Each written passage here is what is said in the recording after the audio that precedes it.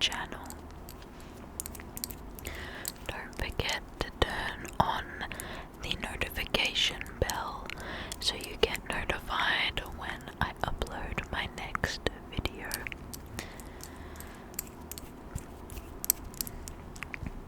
Today I have a bit of a treat.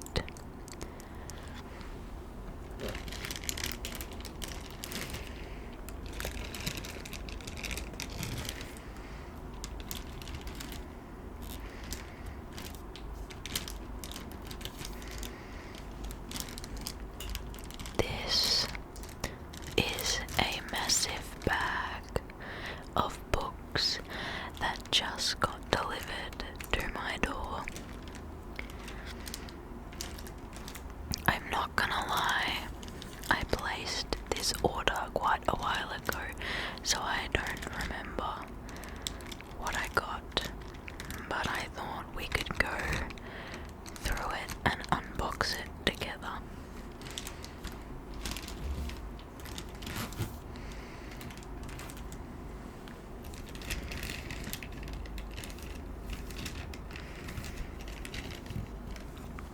If you haven't heard of this website, World of Books, it's awesome. You can buy second-hand books really cheap, but they also have new books as well.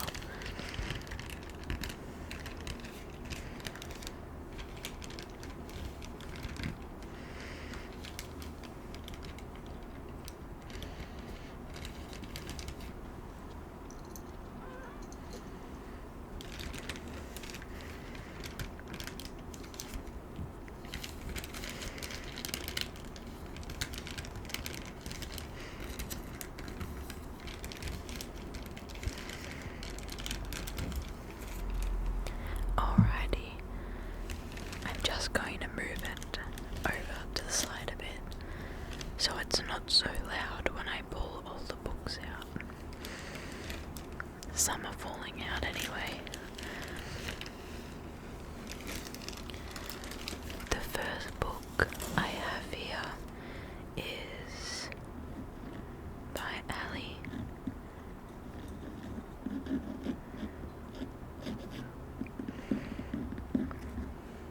Spring.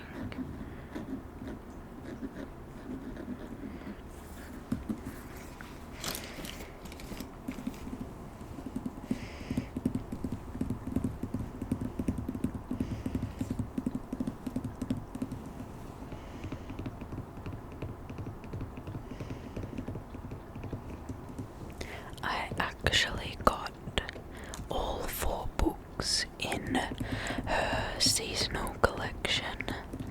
Obviously there's spring, autumn, summer and winter, so we will come across the other 3 in the bag somewhere.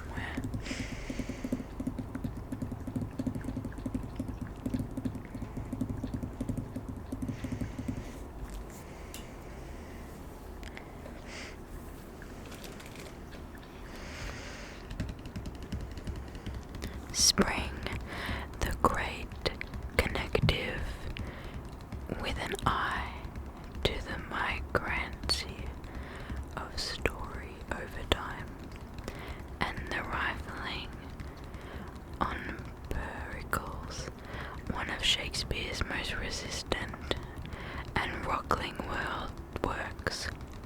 Ali Smith tells the impossible tale of an impossible time. In a time of walls and lockdowns, Smith opens the door. The time we're living in is changing nature. Will it change the nature of the story?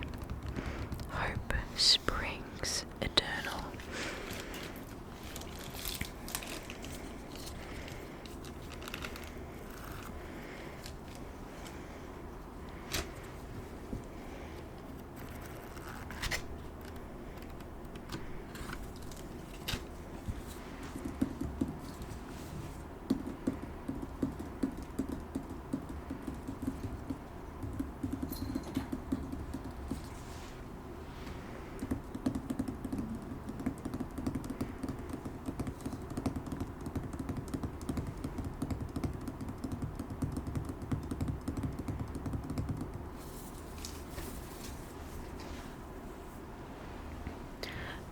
next book is practically falling out of the bag, so we may as well look at this one next.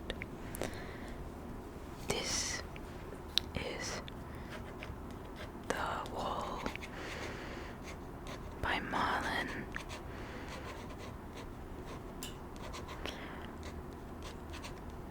Hosofer.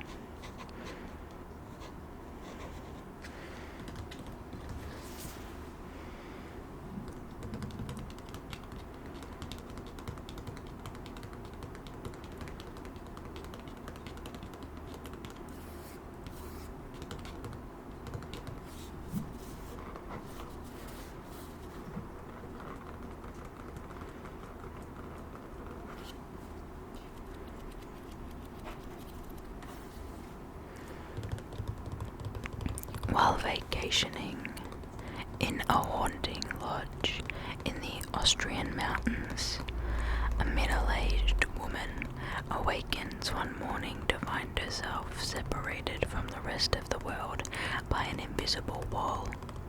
With a cat, a dog, and a cow as her only companions, she learns how to survive and cope with her loneliness.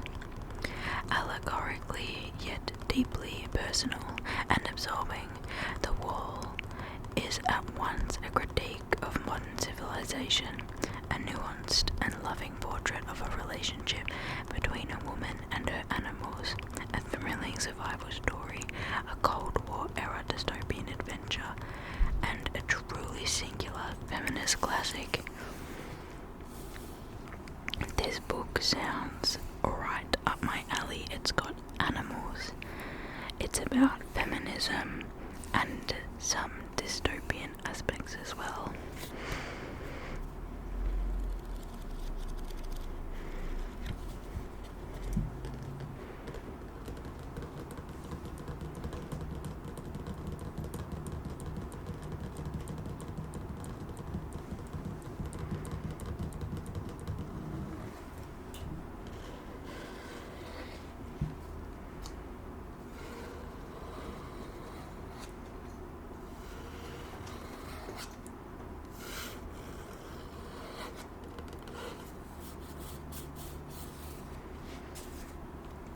Alrighty, let's open the bag up.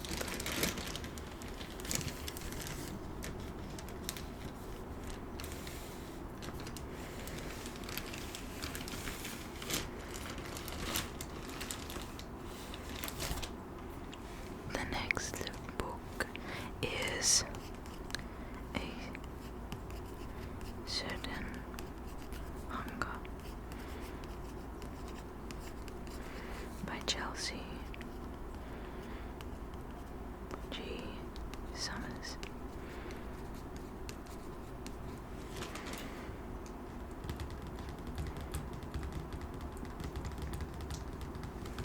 I'm not the biggest fan of the cover of this version of the book, but I've heard the book is so good, so I just wanted to get my hands on it, and I didn't really want to pay an extra $30 for the cover that I actually like better.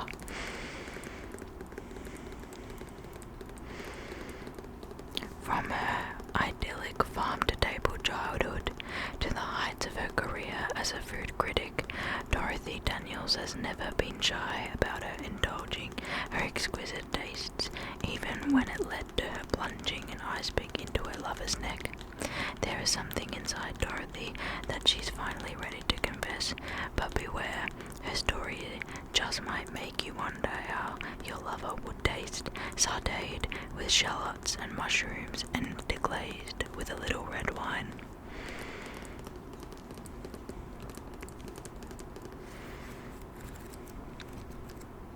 I've had a few friends read this one, and they all said that they absolutely loved it, so I am excited to give it a go.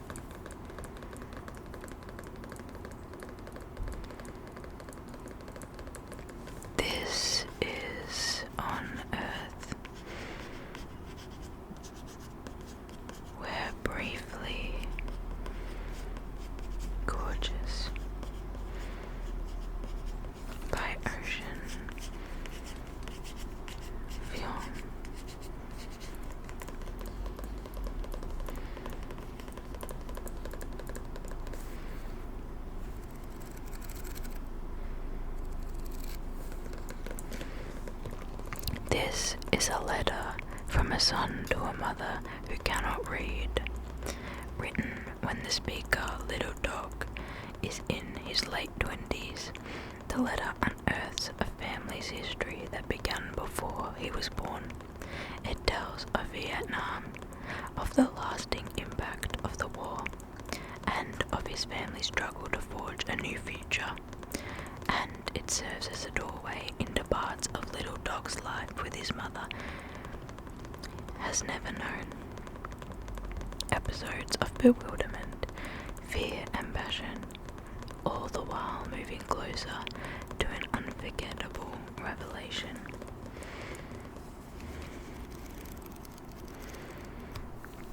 Ocean has recently released a new book.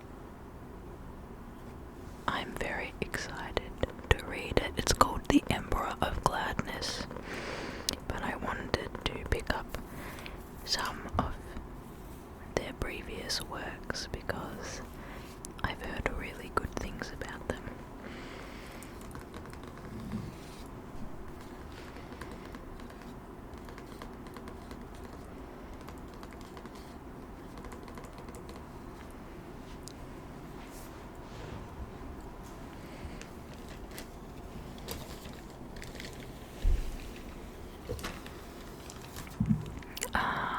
I was waiting to pick up and see when we'd get the next one of these. This one is Autumn,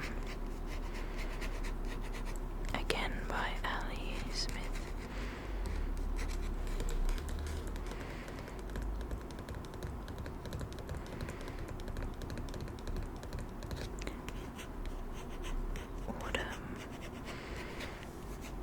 Autumn.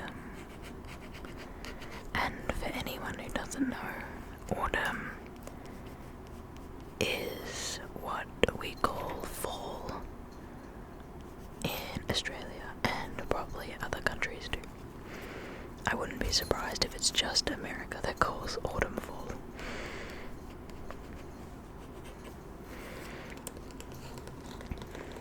Daniel is a century-old Elizabeth, born in 1984, has her eye on the future.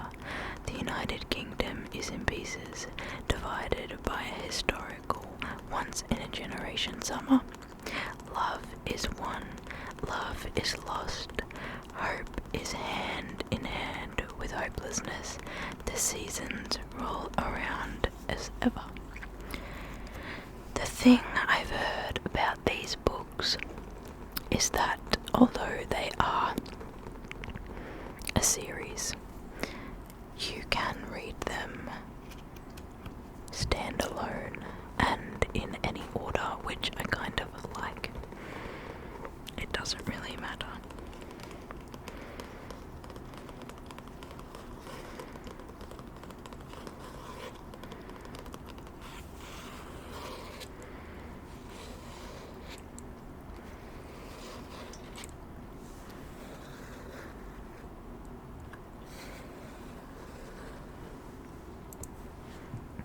Alrighty, next lucky dip.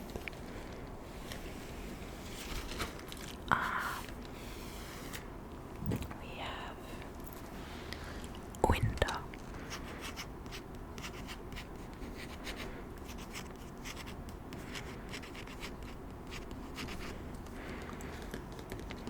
This one was shortlisted for the Orwell Prize in 2018.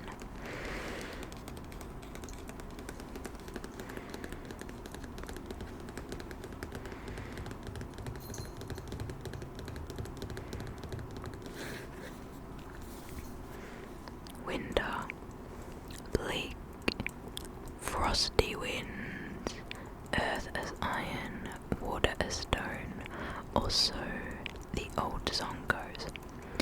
When four people, strangers and family, converge on the 15-bedroom house in Cornwall for Christmas, will there be enough room for everyone?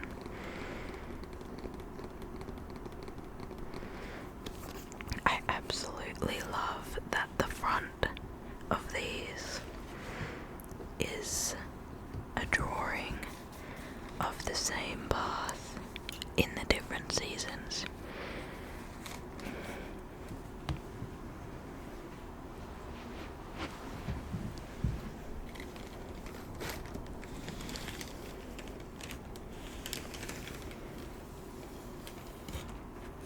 The next book is Little Fires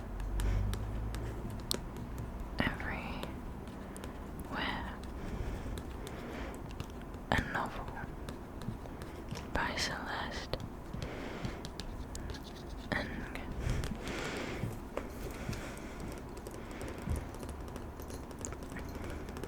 I did not know that this is actually a Hulu series.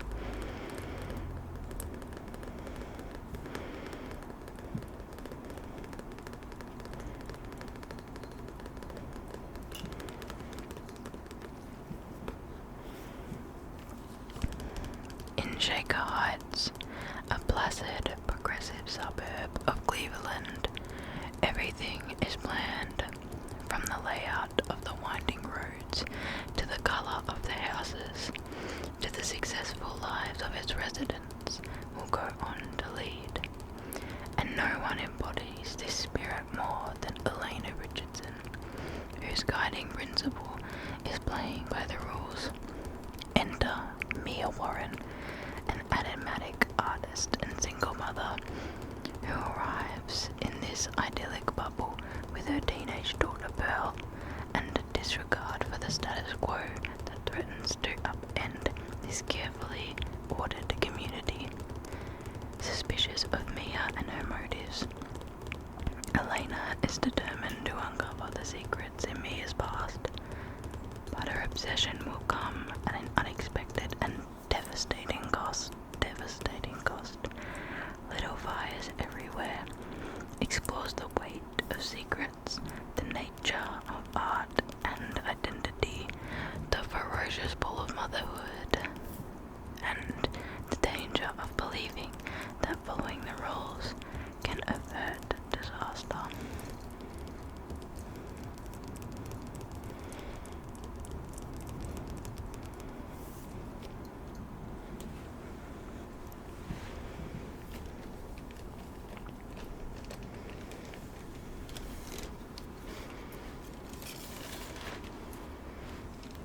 Next up, we have Hamnet by Maggie O'Farrell. Now, as far as I'm aware, this is a retelling of Hamlet.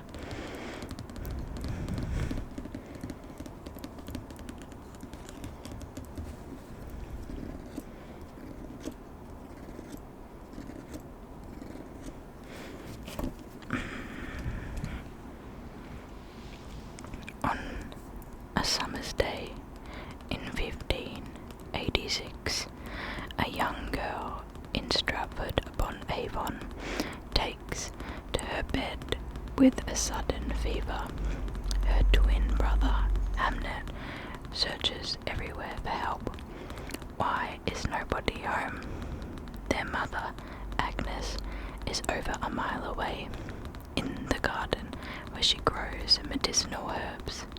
Their father is working in London. Neither parent knows that Hamnet will not survive the week. Hamnet is a novel inspired by the son of a playwright, a boy whose life has been all but forgotten, but whose name was given to one of the most celebrated plays ever written.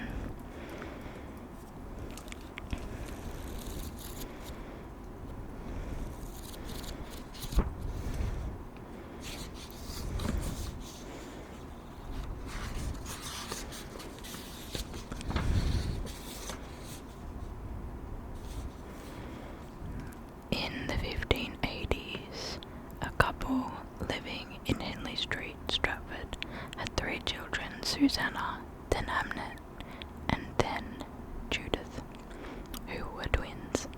The boy Hamnet died in 1596, aged 11. years or so later, the father wrote a play called Hamlet.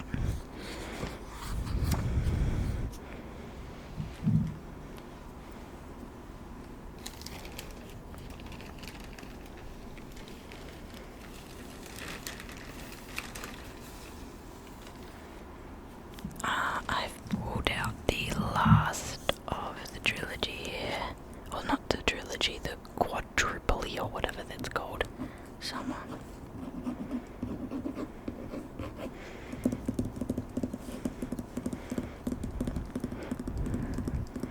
It's kind of annoying that 2 of these are hardback books and 2 of them are paperback, but that's okay.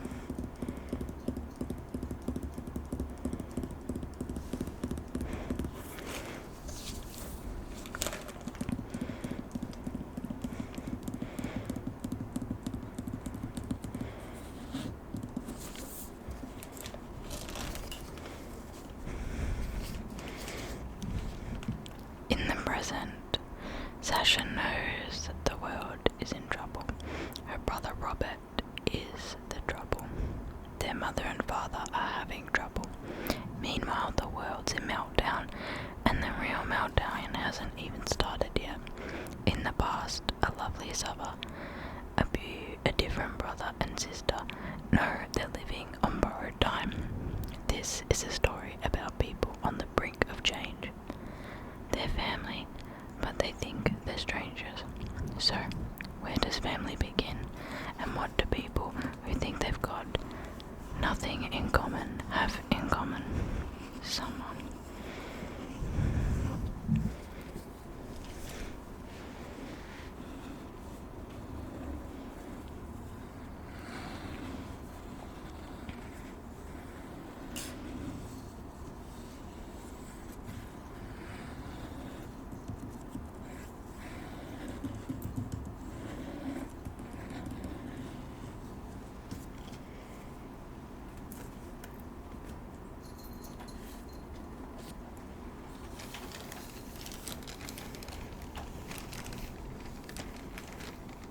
We are almost done here. The next book is called The Patriarchs. How men came to rule.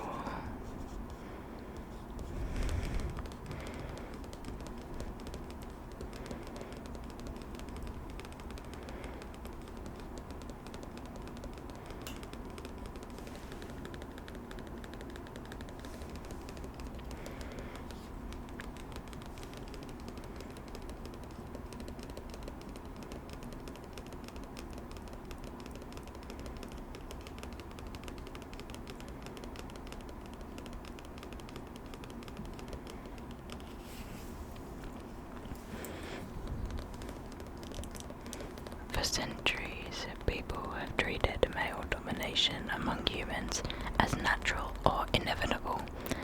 But what if we recognize gender inequality as something more fragile? In this bold and radical book, Angela Saini seeks the true roots of women's oppression, uncovering the surprising history of how it became embedded in societies across the globe and is still being remade in the present. The Patriarchs is a profoundly hopeful undercutting old narratives and exposing male supremacy as something well within our power to end.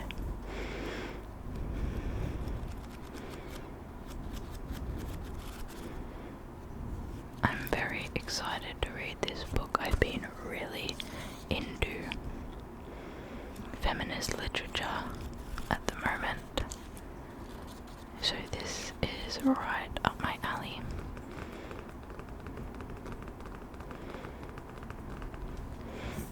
Let's have a look at the last book.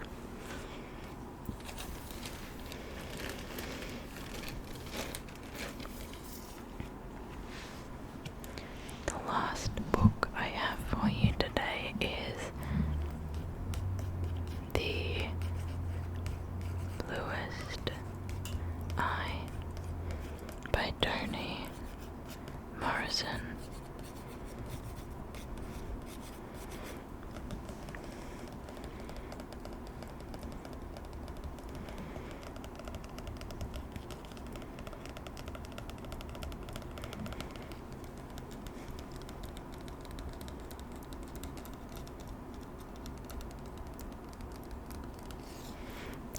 honestly didn't realize this book was so small because I've heard that it is very, very, very good.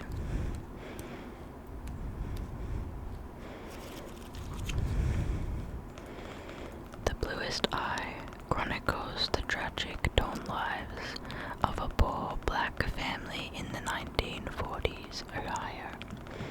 Pauline, Jolly, Sam, and Pecola.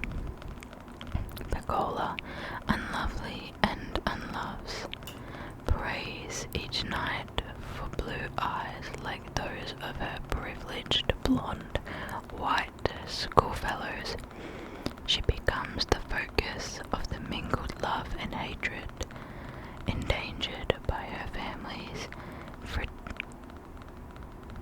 frailty and the world's cruelty. As the novel moves towards a savage but poignant resolution, Toni Morrison has achieved worldwide acclaim as one of the most important writers of her generation in America. In 1988, she was awarded the Pulitzer Prize for Fiction for Beloved. The Bluest Eye, originally published in America in 1970, is Morrison's first novel. Wow, I didn't actually know that. That's incredible. This is quite an old edition. Let's see when this one was published. Oh, this one was published in 1990. So, not that old, but older than me.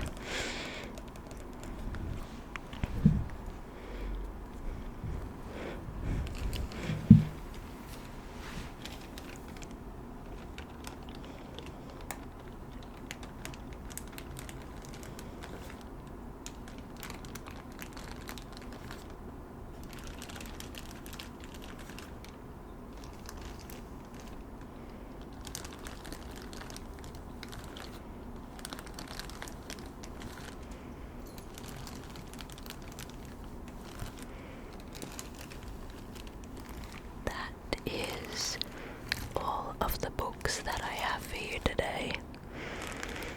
I hope you enjoyed this video.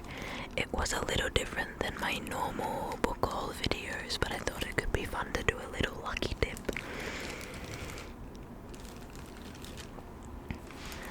Leave me a comment down below if you've read any of the books that I just showed to you.